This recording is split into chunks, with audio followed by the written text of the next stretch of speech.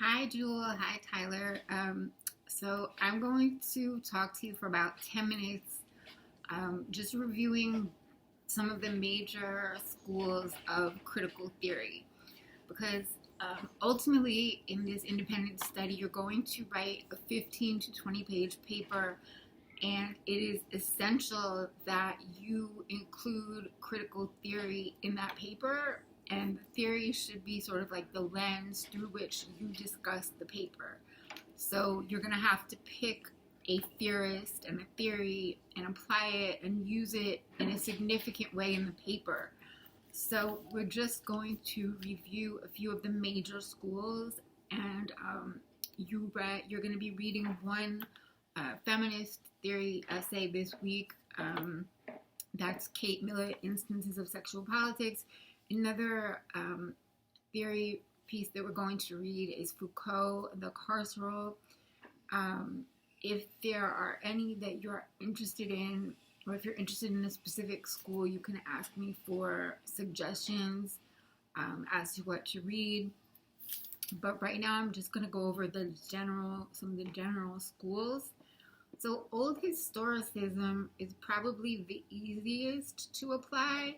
Old historicism, it just means that you look to the historical period and the historical conditions when the book was written, and where it was written, and you look at those historical factors to try, or the historical context, to better understand the book. Okay, so for example, one of the books we're reading, the first one, The Awakening, that I believe was published in 1899. So if you read in the Norton Critical Edition, it will tell you some things about women and living conditions back then. For example, in Louisiana, where The Awakening is set, women were considered the property of their husbands, and everything that belonged to women was their husbands. Women couldn't sign any legal documents. In the event of divorce, the husband would get custody of the children. Women were expected, so learning about gender roles and what was expected of women in 1890s in Louisiana would help us to have a better appreciation for Edna and for everything that she does and for her acts of rebellion. And then by the same token, reading The Awakening gives us sort of a window into the historical period. So use the historical information to better understand the literature, and then the literature to better understand the historical period. So if you were going to write a paper using old historicism, you wouldn't be actually quoting a theorist. You would be doing historical research, and then you would use your research to apply to the book you're going to be discussing. So I'm going to skip new criticism. That is a major field, but we're not going to use that. So I'm moving on to Marxist criticism. So Marxist criticism reads all literary texts as expressions of class struggle. Marx believed that literature was produced by the dominant class, and therefore that it reinforced bourgeois values, and that it reinforced the status quo, which would be the class system with a few people at the top and the majority of people, workers, the proletariat. Marx called, just a little background information on Marx, he called the economic conditions of life the base. So base in the economic the economic conditions consist of everything from technology to raw materials to the organization of the workplace. So that's the base. And the base has a profound and very powerful effect on the rest of the society, culture, and the world of ideas. And all that, the society, the culture, ideas, that's called the superstructure. Marx also, one of my favorite Marx quotes, he says, "It is not the consciousness of men that determines their being. On the contrary, their social being that determines their consciousness." So what does that mean? Okay, let's say that I have to work every day, which I do. I can't, let's say I wanted to write a book or paint or find a cure for cancer. I'm not free to do those things because I must put a roof over my head and feed myself and my cat. And so that the material conditions of my existence determine my consciousness. Now, let's say across the street from me in the new luxury apartment building, there's some millionaire who has a trust fund and does not have to work. That person can wake up in the morning and say, "Hey, you know what? I'm going to paint a painting today," or "I'm going to write a book today," or "I'm going to try to cure cancer today." Now, it's not that that person across the street has a higher consciousness than I do. It's that the material conditions of that person's life are different, thus determining a different level of consciousness. He doesn't have to worry about surviving the way I do. So when Marx said that was a major flip in the way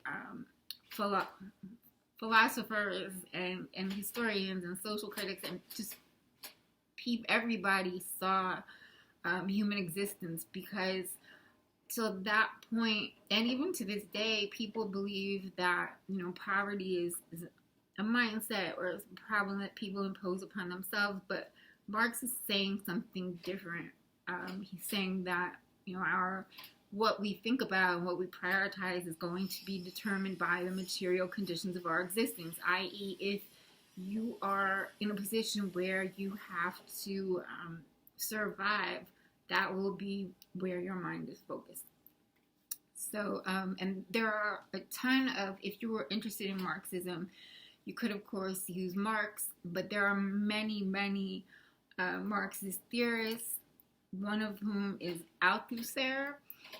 He is most famous for his theory about ideology. Althusser says that that we all need ideology, and he defines that as the imaginary relation that we have to the real conditions of our existence. For Althusser, the majority of people, except for maybe like the 10% who run the world, or like less, like 5% or 1% that run the world, everyone else is kind of just an ant.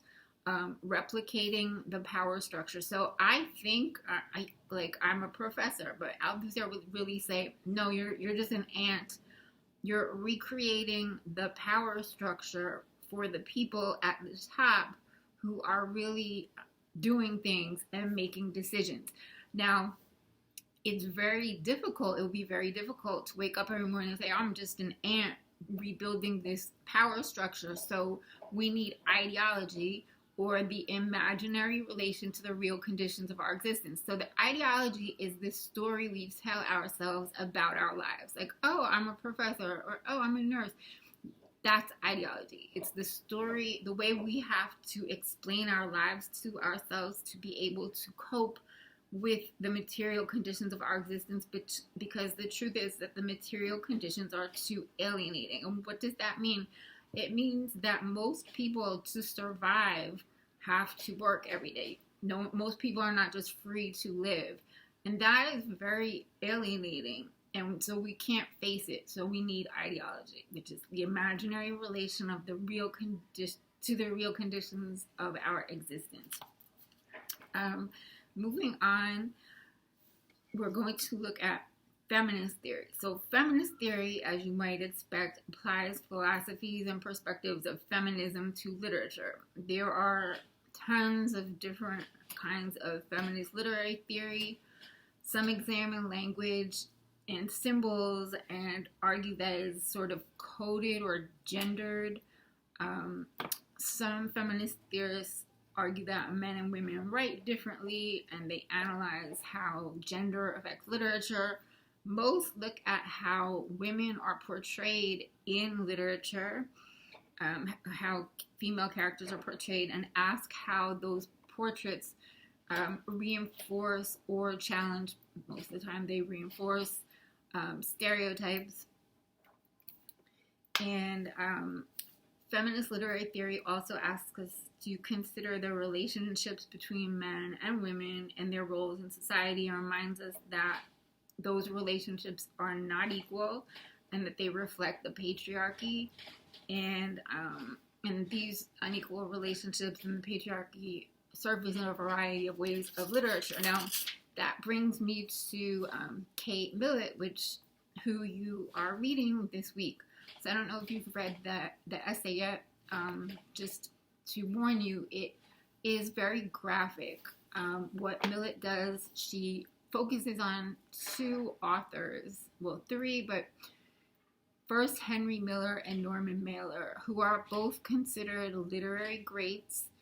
And she takes a book from each of them. They're both of which are very sexually explicit and very uncomfortable to read because the men in the books are, I would use the word abusive in terms of the way they treat the women. So she quotes different sex scenes, and she examines the power relations at work, and her argument is that those dynamics are indicative of the dynamics that are at work throughout American society.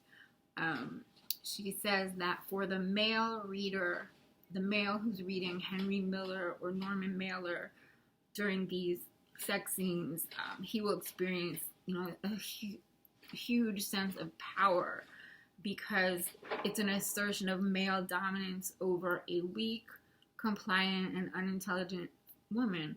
Whereas a woman reading this is going to feel uncomfortable and probably powerless and probably some other emotions. Millett says that this is important. Looking at sex is important because it is diagnostic of conditions in American society. So that's feminist theory. And just one other that I'm going to throw in here. It's not a school of theory. It's a particular theorist who we're going to be reading. His name is Michel Foucault. And he is not really lumped in with like Marxism or old historicism, or he's not put in with any school. He's sort of just a philosopher who's, or theorist who's valued on his own. And a lot of time he writes about power and networks of power. So we're going to be reading an essay called or a chapter from his book, and it's called The Carceral. And what he looks at is the workings of a prison in France, and the way that his argument is that corporal punishment is not the most effective way to master a person. Instead, people can be controlled through surveillance or the possibility of surveillance and knowledge. So what he writes about is the way this prison makes its inmates submissive. And then his argument is that these same techniques that were applied in this prison are used throughout the entire world to keep all of us in line and to keep all of us doing, not just from committing crimes, but to keep all of us in line with all of the norms. So basically his argument is that the whole world is a prison because the penitentiary techniques that he writes about in the prison are used throughout our entire society. Cameras, the possible surveillance, just the fact that each of us has there's a body of knowledge about you, about me, just floating around, whether it's, you Google someone or the government has a file and a social security number, that's knowledge about us. And then the fact that there are cameras and surveillance everywhere, those two things, the fact that we know that there is information about us out there, and then that we know that we could be being watched almost all the time, those two factors, Foucault argues, keep us in line, doing exactly what we're supposed to do, following all the rules, and being good citizens. And so, let's see. yeah, it's a pretty interesting theory. We're going to read it. Actually, if you've had me for Critical Approaches, we've already read it, but we're going to reread it. So that's it for today. I just wanted to review those critical theories with you. If you have any questions about any of them, or if you would like a recommendation on specific theorists to read, please don't be shy.